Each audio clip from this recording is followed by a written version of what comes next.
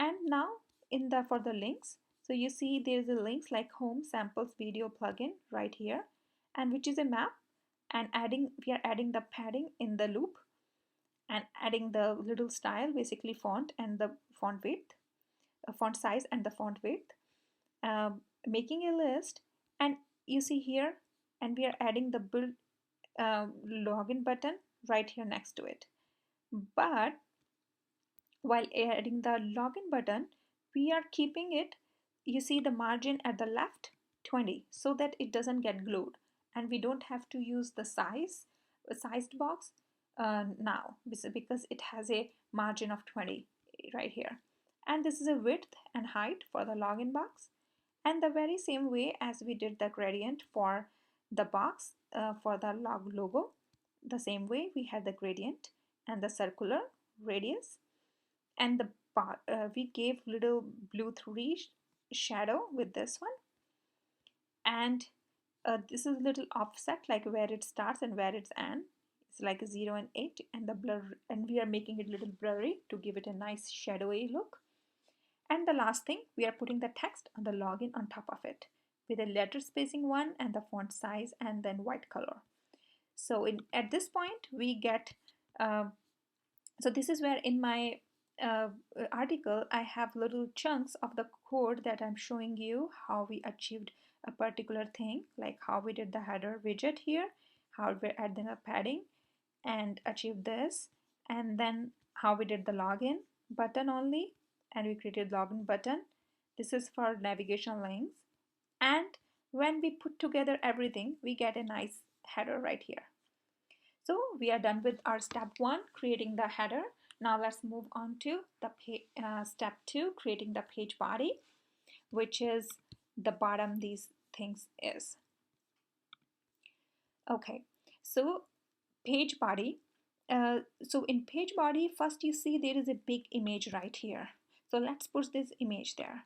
So you see there's a body dart here, and in the body this is the image we have in our assets, the Flutter image.jpg. I got this image from one of the internet sources. I haven't designed it. Okay, so this is a size box. So we create a size box to hold the whole body, and we use a stack because we are stacking the components on each other, and we are adding the background and the welcome text. So that's pretty much to add the body. So for adding the background, we'll use the fractional size box. So fractional size box is used when you want little flexibility in your boxes. They are not very rigid. They can adjust depending on the space given to them, like the screen size. And we put this box in the center right, like towards the right, but in the center. And width factor is like how much percentage of the screen it will be covering. So 0.6 is about, say, 60%. And we put an image using this image.network right here. And now adding the welcome text. So we got this one here. Now we want to add this the left part. So as you say, it's first thing is at the left. So it starts at the start. Cross axis alignment is at the start, and it's in the center. The first text is hello, and some color, like this is a blue 4. And now we have the rich text, which has 2 components to it. One is this, and one is this. So you see the text span. It's a welcome to, which says only let's, and a particular color. And the another children is the text style, so FTF, which says okay, let's fly to Flutter together, and which is right here. It's in a different color.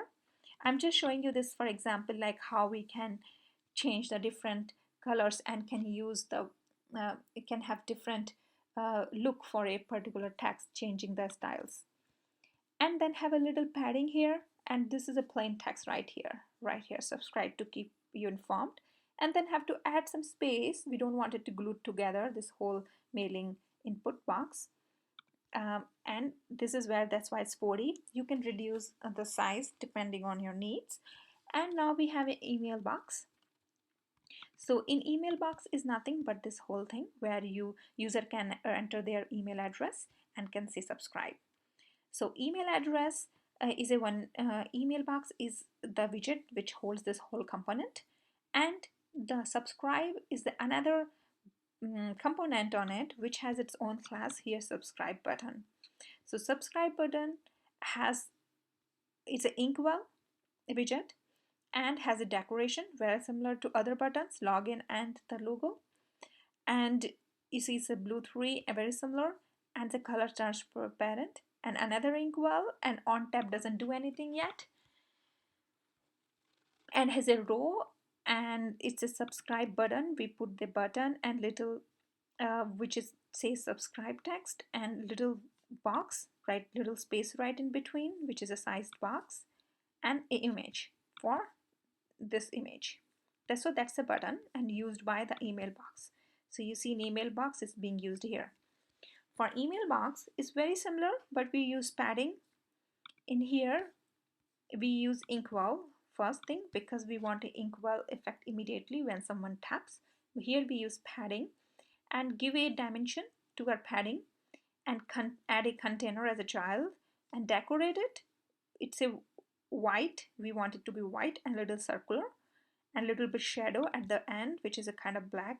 Black 12 is this light gray color which is right there underneath. And then horizontal, it's yes, it's horizontal, and we want to have a text, the input decoration. This is kind of input decoration in here so that it can be removed. So this is comes, so it's input decoration is like a hint in Android. You can see which kind of goes away when we start writing something. Okay, so this is the email box, and next to it is the subscribe button. So that's pretty much is right here. That explains like adding the welcome text on top. And as you can see, since because both are width are 0.6 and 0.6, they kind of overlap on each other in middle. And here it says, it goes in details about like each component and how it's being done in here. And this is the final page which is here. So as I said before, it's not responsive yet, so it can overflow right here and here, and even in smaller screen, as we will see later in Android and iOS, it might flow a little bit. So yeah, so that's for the web. And in the native platform, again, like you might want to change your Flutter web to Flutter packages, and you might want to adapt your pubspec YAML, which personally what I do, I create my little backup file here. You can see say pubspec yaml.native, so that I have my all the dependencies right there, and I only make it active like the branch I am in. So another one, so you will see in my native branch pub.yaml web as the backed up, and in the web branch you will see my native as a backup right there.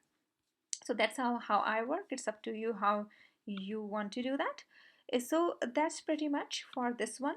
And next I will show you how to create the so basically now if you want to adapt into the Android or iOS, you may want to check out the branch like git checkout native right here, which may not look happy here. You can see lots of red things, so you might want to run Flutter clean.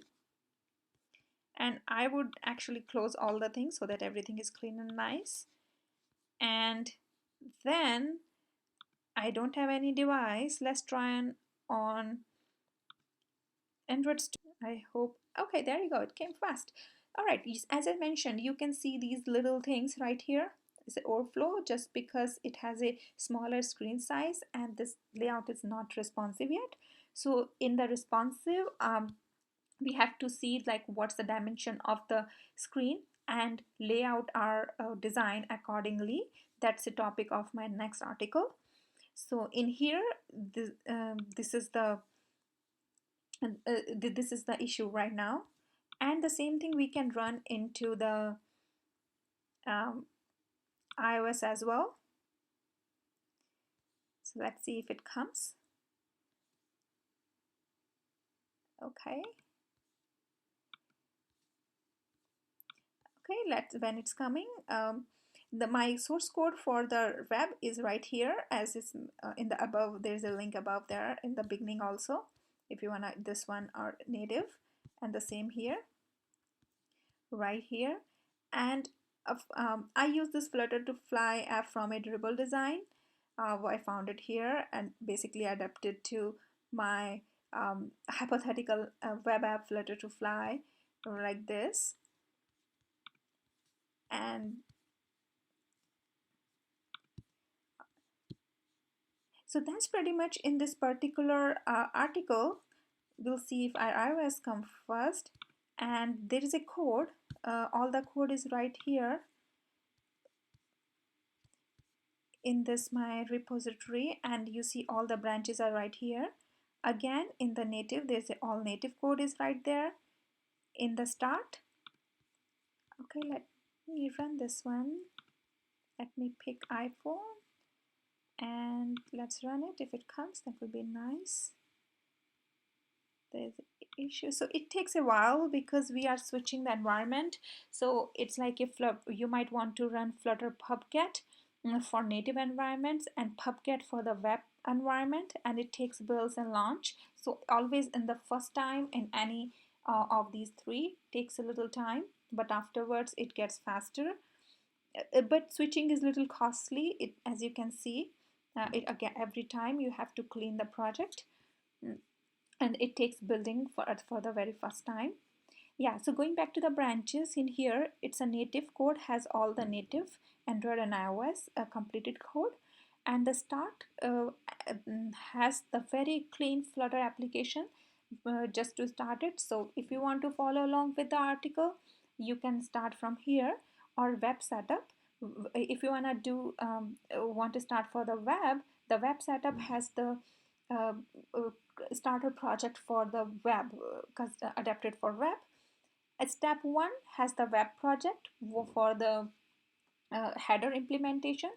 For step 2 has the body implementation as well, which is the final, and the web and native are the full final projects with the uh, for web and for the Android and iOS. Yes, there you go. So here is the iOS scheme. And for iOS, again, it's the same, like we had the problem with Android. So we'll solve this problem in the next article, in the same follow-up article of this series. Till then, thank you very much and happy fluttering. And see you later then. Thank you. Bye-bye.